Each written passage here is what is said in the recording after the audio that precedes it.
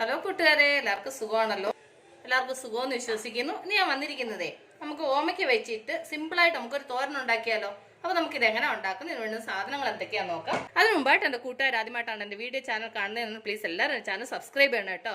Subscribe ചെയ്യണം, അതുപോലെ തന്നെ ബെല്ലൈക്കൻ പ്രസ് ചെയ്തിട്ട് ഓളെന്ന് കൊടുത്താലേ ഞാൻ ഡെയിലി ഇരുന്ന വീഡിയോ നോട്ടിഫിക്കേഷൻ കിട്ടത്തുള്ളൂ. അപ്പോൾ നമുക്കിത് എങ്ങനെ ഉണ്ടാക്കുന്നത്, ഇതിന് വേണ്ടുന്ന സാധനങ്ങൾ എന്തൊക്കെയാണെന്ന് നോക്കാം. അതിന് വേണ്ടിയിട്ട് ഞാനൊരു അരമുറി ഓമയ്ക്ക കേട്ടോ. ഓമയ്ക്ക കപ്പയ്ക്ക നിങ്ങളുടെ നാട്ടിൽ എന്താ പറയുന്നത്, നമ്മളിവിടെ ഓമയ്ക്കാന്ന് പറയും.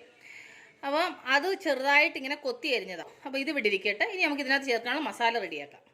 അതുകൊണ്ട് മിക്സിയുടെ ജാർ എടുത്ത് ഇതിലേക്ക് ചെറിയൊരു കപ്പിന് 1 കപ്പ് തേങ്ങ പിന്നെ ഇച്ചിരി കൂടെ കുറേ ചെയ്യുന്ന എരിച്ചിട്ട് കുഴപ്പമൊന്നുമില്ല കേട്ടോ. എന്നിട്ട് ഇതിൻ്റെ കൂടെ ഒരു 1/2 ടീസ്പൂൺ മഞ്ഞൾപ്പൊടി, എരിവിന് ആവശ്യത്തിന് പച്ചമുളക്, എന്നിട്ട് ഒരു 1/2 ടീസ്പൂൺ ജീരകം.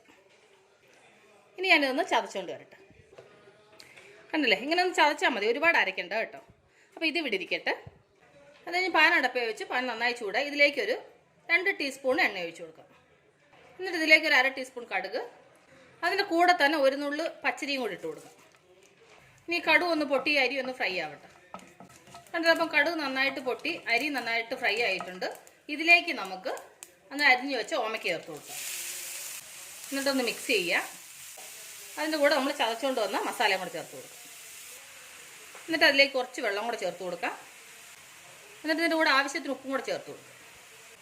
എന്നിട്ട് നന്നായിട്ട് മിക്സ് ചെയ്യുക. കണ്ടില്ല, അപ്പോൾ നന്നായിട്ട് മിക്സ് ചെയ്തു.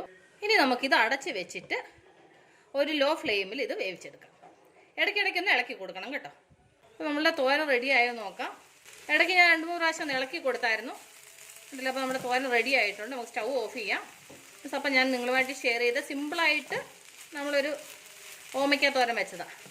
അപ്പോൾ ഈ റെസിപ്പി നിങ്ങൾക്ക് എല്ലാവർക്കും ഇഷ്ടപ്പെട്ടാണെന്ന് വിശ്വസിക്കുക. നിങ്ങളെല്ലാവരും ട്രൈ ചെയ്യണം കേട്ടോ. നിങ്ങളെല്ലാവരും ട്രൈ ചെയ്യണം. ട്രൈ ചെയ്ത് നിങ്ങൾക്ക് ഇഷ്ടപ്പെട്ടാൽ നിങ്ങളുടെ ഫ്രണ്ട്സിന് ഷെയർ ചെയ്യുക, ലൈക്ക് ചെയ്യുക, വാല്യുബിൾ കമൻറ്റ്സ് ഇടുക.